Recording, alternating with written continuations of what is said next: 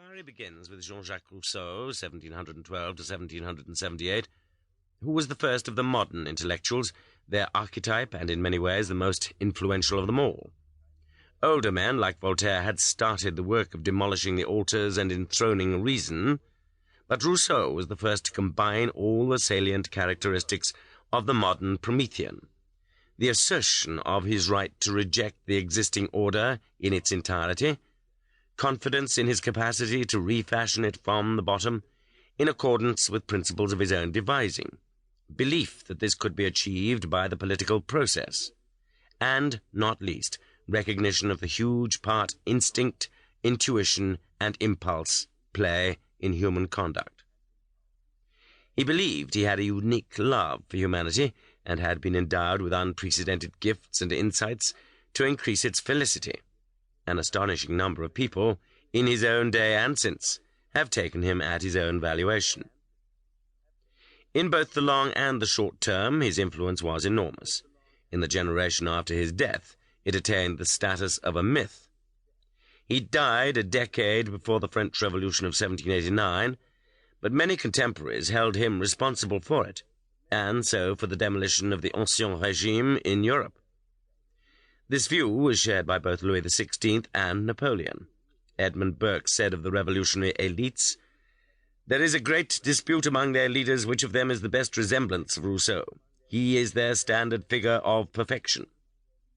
As Robespierre himself put it, "Rousseau is the one man who, through the loftiness of his soul and the grandeur of his character, showed himself worthy of the role of teacher of mankind." During the Revolution, the National Convention voted to have his ashes transferred to the Panthéon. At the ceremony, its president declared, "It is to Rousseau that is due the health-giving improvement that has transformed our morals, customs, laws, feelings, and habits." At a much deeper level, however, and over a far longer span of time, Rousseau altered some of the basic assumptions of civilized man and shifted around the furniture of the human mind. The span of his influence is dramatically wide, but it can be grouped under 5 main headings. First, all our modern ideas of education are affected to some degree by Rousseau's doctrine, especially by his treatise Émile, 1762. He popularized, and to some extent invented, the cult of nature, the taste for the open air, the quest for freshness, spontaneity, the invigorating, and the natural. He introduced the critique of urban sophistication.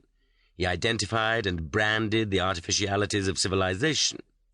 He is the father of the cold bath, systematic exercise, sport as character-forming, the weekend cottage.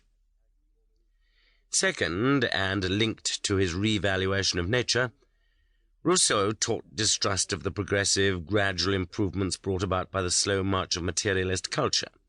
In this sense, he rejected the Enlightenment, of which he was part, and looked for a far more radical solution.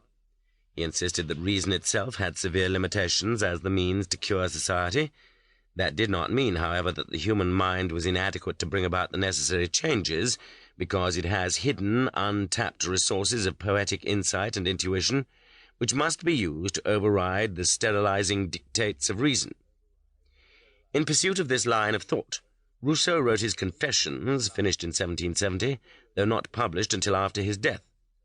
This third process was the beginning both of the Romantic movement and of modern introspective literature, for in it he took the discovery of the individual, the prime achievement of the Renaissance, a giant stage further, delving into the inner self and producing it for public inspection. For the first time, readers were shown the inside of a heart, though, and this too was to be a characteristic of modern literature, the vision was deceptive, the heart thus exhibited misleading, outwardly frank, inwardly full of guile. The fourth concept Rousseau popularized was in some ways the most pervasive of all. When society evolves from its primitive state of nature to urban sophistication, he argued, man is corrupted. His natural selfishness, which he calls amour de soi, is transformed into a far more pernicious instinct, amour propre, which combines vanity and self-esteem, each man rating himself by what others